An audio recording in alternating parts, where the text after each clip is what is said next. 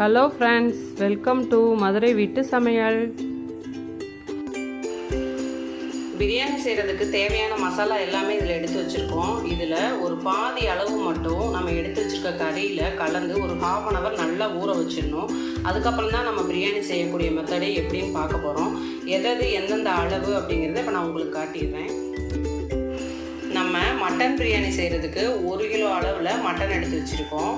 பிரியாணிக்கு இப்போ என்னென்னலாம் கலக்கணும் அப்படின்னு சொல்லிட்டு பார்க்கலாம். ஃபஸ்ட்டு பிரியாணி மசாலா பாதி போட்டுக்கலாம், மீதி இருக்குது. இது பிரியாணி செய்யல நம்ம போடணும். மிளகாய்த்தூள் அதே மாதிரி பாதி, மஞ்சத்தூள் ஃபுல்லாக போட்டுடலாம். காஷ்மீர் மிளகாத்தூள், இதில் காரமே இருக்காது, நல்ல கலர்ஃபுல்லாக நம்மளுக்கு கிடைக்கும். இதை அப்படியே அப்ளை பண்ணிடலாம். தயிர் இதெல்லாம் இப்போ மிக்ஸ் பண்ணிடலாம்.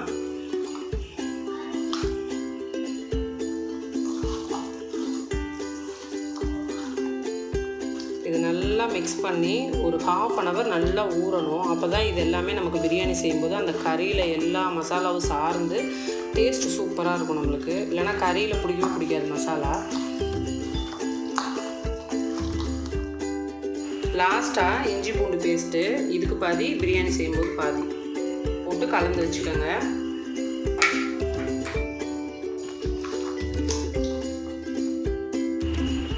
நம்ம கலந்து வச்ச மட்டன் இப்போ நல்லா ஊறிடுச்சு. இப்போ ஸ்டவ் ஆன் பண்ணி குக்கரில் போட்டுக்கலாம்.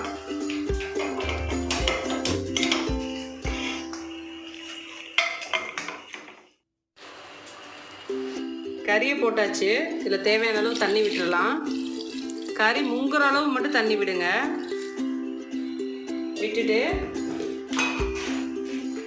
தேவையான அளவு உப்பு கொஞ்சம் போட்டு ஒரு 4 விசில் விட்டு எடுத்துக்கோங்க. 3 to 4 விசில்.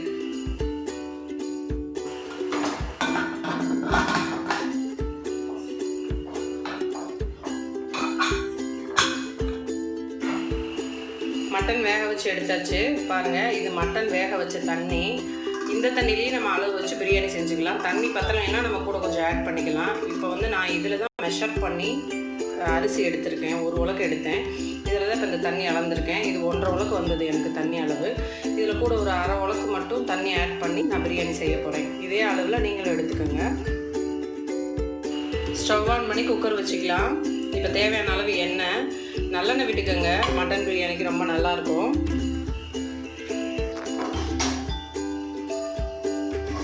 ஆயில் சூடாயிருச்சு. இதோட நம்ம எடுத்து வச்சுக்க நெய் ஆட் பண்ணிக்கலாம்.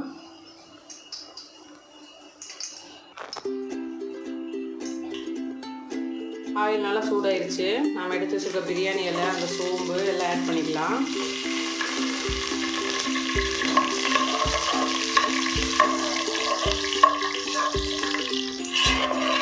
நல்லா பொரிஞ்சிருச்சு. இப்போ வெங்காயம் சேர்த்துக்கலாம்.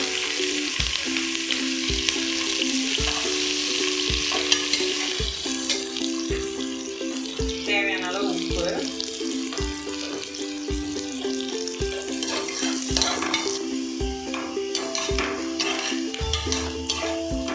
ஆனியன் நல்லா வதங்கிடுச்சு. நெக்ஸ்ட் நம்ம எடுத்து வச்சுருக்க தக்காளி ஆட் பண்ணிக்கலாம்.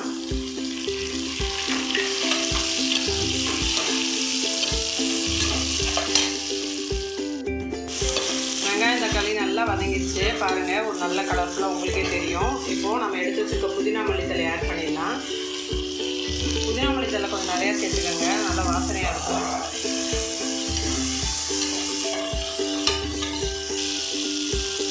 நல்லா வதங்கிடுச்சு. இப்போ நம்ம எடுத்து வச்சுருக்க பிரியாணி மசாலா ஆட் பண்ணிக்கலாம். நெக்ஸ்ட்டு காஷ்மீர் மிளகாத்தூள், தனி மிளகாத்தூள்,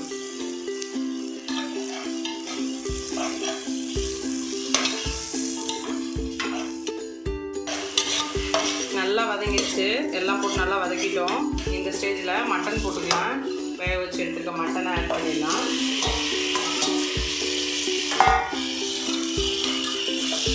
மட்டன் போட்டுட்டு ஏற்கனவே இஞ்சி பூண்டு பேஸ்ட் பாதி போட்டுட்டு பாதி எடுத்து வச்சுருக்கோம். மட்டனில் பாதி கலந்துருக்கோம். இதில் 2 பச்சை மிளகாய் போட்டு நல்லா அரைச்சிட்டேன். அதை நீங்கள் வெறுமனே கூட கீரி உள்ளே போட்டு வதக்கிக்கலாம். ஆனால் அரைச்சிட்டா அந்த காரம் இதில் சேர்ந்துடும். குழந்தைங்கள்லாம் பச்சை மிளகாய் ஒதுக்கி வைக்க வேண்டிய அவசியம் இல்லை. அதனால் இந்த மாதிரி நீங்கள் சேர்த்துக்கோங்க.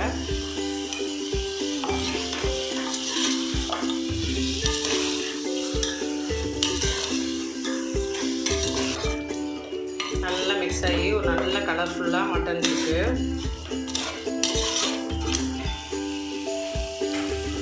மட்டன் நல்லா வதங்கிடுச்சு. ஊற வச்சுருக்க அரிசியை போட்டுக்கலாம். ஃபஸ்ட்டு அரிசி போட்டு ஓரளவு நல்லா ஒரு 5 மினிட்ஸ் நல்லா ஃப்ரை பண்ணிவிட்டு அதுக்கப்புறம் அளவு தண்ணி கொஞ்சம் வச்சு கொதிக்க விட்டு அதை எடுத்து இதில் ஊற்றிக்கணும். எப்போயுமே பிரியாணிக்கு ஃப்ரெஷ்ஷாக தண்ணி ஊற்றக்கூடாது. தண்ணி சூடு பண்ணி தான் இதில் நம்ம ஊற்றணும்.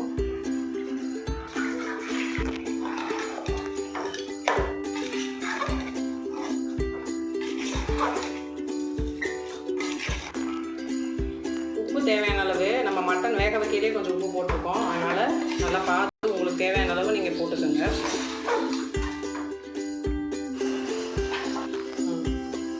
அளந்து வச்ச மட்டன் தண்ணியை ஊற்றிக்கலாம். அரிசி நல்லா ஃப்ரை ஆயிடுச்சு. ஊற்றிட்டு தண்ணி பத்தாது இல்லைங்களா, நமக்கு அது 1.5 அளவுக்கு தான் வந்தது. இதோட தண்ணி கொஞ்சம் ஹீட் பண்ணி எடுத்து வச்சுருக்கேன், அதையும் சேர்த்துக்கலாம். 1க்கு 2 பங்கு இதுதான் அளவு. நீங்கள் எந்த அளவில் எடுத்துக்கிட்டிங்கனாலும் சரி, பிரியாணி செய்யும்போது 1க்கு 2 பங்கு அளவு வச்சு செய்யுங்க. இதை கிளறி விட்டுறலாம்.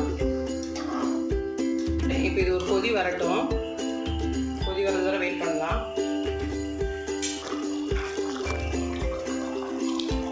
பாருங்கள், நல்லா சாப்பாடு எல்லாம் ஒன்றோட ஒன்று நல்லா கலந்துருச்சு. இப்போ இந்த ஸ்டேஜில் லெமன் கொஞ்சம் நான் கட் பண்ணி வச்சுருக்கேன், கொஞ்சமாக புளிஞ்சு விட்டுக்கோங்க. இது ஆப்ஷனல், உங்களுக்கு ஐடியா இருந்ததுன்னா நீங்கள் பண்ணுங்கள். நல்லா கொஞ்சம் புளிப்புத்தன்மையாக நல்லாயிருக்கும்.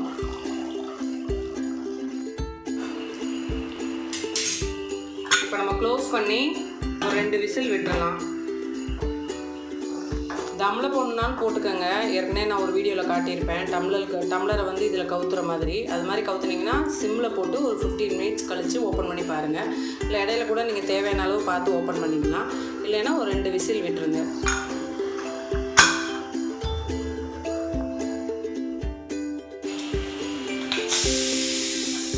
பாருங்கள், ப்ரெஷர் ஆஃப் ஆயிடுச்சு. ஓப்பன் பண்ணி பார்க்கலாம்.